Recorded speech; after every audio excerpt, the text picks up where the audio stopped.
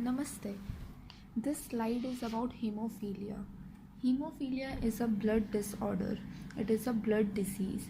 So, what is hemophilia? It is a sex-linked recessive disorder. Why it is sex-linked? So, this is sex-linked because the gene which carry this disease is X gene, which is present in more in female and less in male. As we all know, the male have XY while the female have double X, that is XX. So in this case the males are more prominent to this disease. The definition of hemophilia. Hemophilia is a common hereditary coagulation plus blood disorder due to deficiency or reduced activity of clotting factor 8 or clotting factor 9. This disorder is a sex-linked recessive disorder. Hemophilia is a bleeding disorder that slows down the blood clotting process. So mainly what happens in this disease, in this the blood clotting factors get defected and uh, the blood clots very slowly in its processing. Now hemophilia is of two types. It can be hemophilia A and hemophilia B. Hemophilia A is also known as classical hemophilia, while hemophilia B is called Christmas hemophilia. Now, it is transmitted via females to men who are sufferers. Mainly in this, the female remains the carrier of this disease, while the man is the one which suffers the most. Female who carry a single mutated gene are generally asymptomatic and not affected. These females who have a single mutated gene are just only carrier of this disease, so those are known as the carrier hemophilia women, and those helped their generation to perceive this disease. Now, people who have hemophilia often have longer bleeding after some sort of contact to injury. People who have severe hemophilia start to have spontaneous bleeding in the joints and muscles all around their bodies. So in this, the time which is there to coagulation enlarges, and if it enlarges, then the blood losses from our body is more in amount, which may causes anemia and become fatal to the life. Now the next slide is about history of the hemophilia. This hemophilia is hereditary disorder. This is from the 2nd century AD, that is after death. It was first seen in Schwerin in 1820s. Originally, hemophilia means love for hemorrhage, but over the time it is now known as hemophilia. Now, what is this love for hemorrhage? So, love for hemorrhage means the bleeding continues whenever there is an injury, the coagulation time increases and the bleeding continues itself. If the coagulation will not happen as its usual time, then the amount of the blood loss from our body will be more, and this will be fatal to the body. Hemophilia is also known as the disease of king because it was carried by many members of Europeans royal family. Queen Victoria of First of England was a carrier of hemophilia. Since then, this family have run of hemophilia in his genes. Now this slide is about inheritance of hemophilia, how hemophilia further goes to the next generation, and why it is mostly seen in men as compared to the women, why women remain asymptomatic in this. So the factors for these are hemophilia A and hemophilia B. The reason of hemophilia A is factor 8, that is the anti-hemophilitic factor. This factor is reduced in the hemophilia A person. In 90% of cases, this hemophilia A is reduced in the patient, while in 10% of cases it is increased, while in hemophilia B the factor 9 is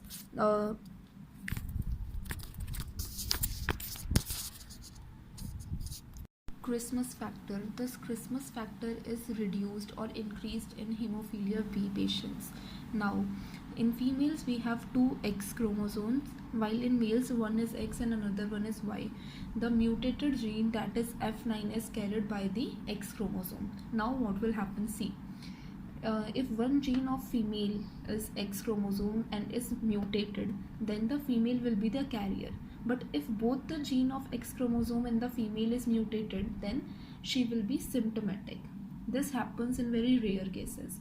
Now in males there is only one X chromosome. If this will get mutated, then the male will be symptomatic to this disease. So because of carrying of one X gene, the males are more prominent in hemophilia while females are not. They remain asymptomatic and generally known as carrier of the hemophilia for their generation. Now, what are the causes of the hemophilia? This slide shows about the causes of hemophilia.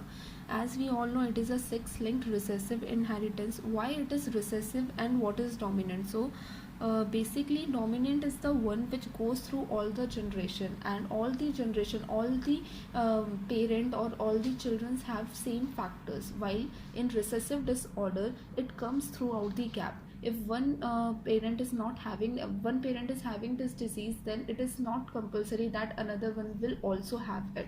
So it is a sex-linked recessive inheritance. Now in this there is a mutation in gene, and the gene in hemophilia B is F9. It is not given in slide, so you can write it. It is F9 gene which get mutated.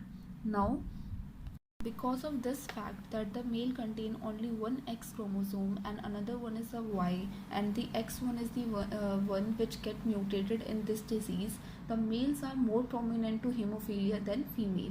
This diagram shows about how the father gene and the mother gene have the difference, and why fathers are more prominent of being hemophilic while the mother is the carrier one. Now this shows about the causes of the hemophilia. First one is father without hemophilia and carrier mother. If father is without hemophilia and the mother is the carrier, so we have one XY from the father which does not have any gene, any mutated gene.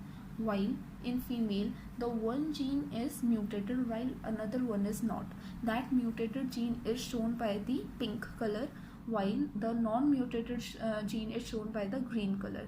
So in this, the father is not hemophilic, so it is XY which is shown in green color, while the mother is carrier, so half it is pink or half it is green. Now we will go to their children's. Now the children's which will get, the one son having the XY which will be normal, then another daughter which will have one from father X and one from mother X, so she will also be the carrier of this disease. She will remain asymptomatic, while the other son will remain X and Y. This other son will be hemophilic, while another daughter will be not at all the carrier of this disease. Why this happens? This happens because the father is not having this gene while the mother is just a carrier. What will happen if the father is the hemophilic while the mother is not carrier? So in this case, the two daughters which will have XX gene will be the will remain asymptomatic and become carrier of this disease. Now basically, if the mother having the one X mutated gene, then that X mutated gene will go into her or his sibling and her or his child, and this child will be a carrier or a hemophilitic child. Now this shows, next slide is about the intrinsic pathway. This pathway is all the coagulation factor. We all know there is 13 coagulation factor which help in coagulation at the mucosal level and form the Frim clot which blocks the blood to flow out from the body. So this is there is 13 intrinsic pathway coagulation factors which we all know. In this, if the eighth factor, that is the anti-hemophilitic factor, is mutated or reduced or increased, then the patient will have hemophilia A. And if the factor 9th is mutated, increased or reduced, then it will be hemophilia B. Then the other, these are type of hemophilia. Basically it is hemophilia A and hemophilia B, but the rarest one is hemophilia C and parahemophilia. In parahemophilia, the fifth factor is reduced or increased, while hemophilia C is about 11th factor disease. Next one is about basically hemophilia A, which is most prominently seen. Hemophilia A is also known as classic hemophilia. In this, there will be a low level of factor VIII, that is anti-hemophilitic factor. Okay. In mild hemophilia, there is not having the spontaneous bleeding, while in moderate hemophilia, the delayed oozing after minor injury and usually diagnosed before they are 5 to 6 years old. And another one is severe hemophilia. In this, usually diagnosed within first 2 years of the life. So hemophilia A also have three categories: mild, moderate, and severe. In these stages, the bleeding goes on. Bleeding changes by its categories. This slide shows the figure that what will happen if the factor 8 is less, then what is the normal bleeding and what will happen in hemophilia A, that is abnormal bleeding. This diagram shows that clot will not form and the blood will let out from the body. Next one is hemophilia B, which is also known as Christmas disease because it is caused by the factor 9, and this factor 9 is generally known as Christmas factor.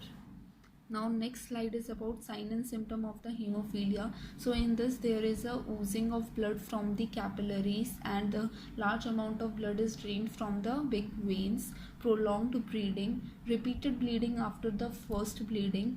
The most frequent symptom for hemophilias type A and B is spontaneous joint bleeding.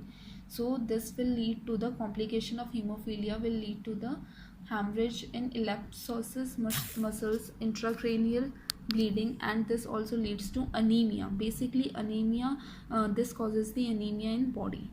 Next one is how is hemophilia diagnosed. So this slide shows about the diagnosis of the hemophilia A. This slide shows you the values of the eighth factor that is used in hemophilia A, and what is the normal value of eighth factor, that is 50 to 150%, and what will happen if it is in mild, moderate, and severe. So these are the value. You can go through this slide. Next one is about management strategies. If one is having the hemophilia, then what will he or she do? Then one is prevention of bleeding episode. The patient will see that he or she will not go through any injury very rapidly. Another one is replacement theory, that is the replacement of the blood, which is very much complicated and difficult. Next one is gene therapy, which is seen in our biotechnology, that the gene is replaced. Another one is desmopressin and other therapies which are used in different systems. So this is about hemophilia. Thank you.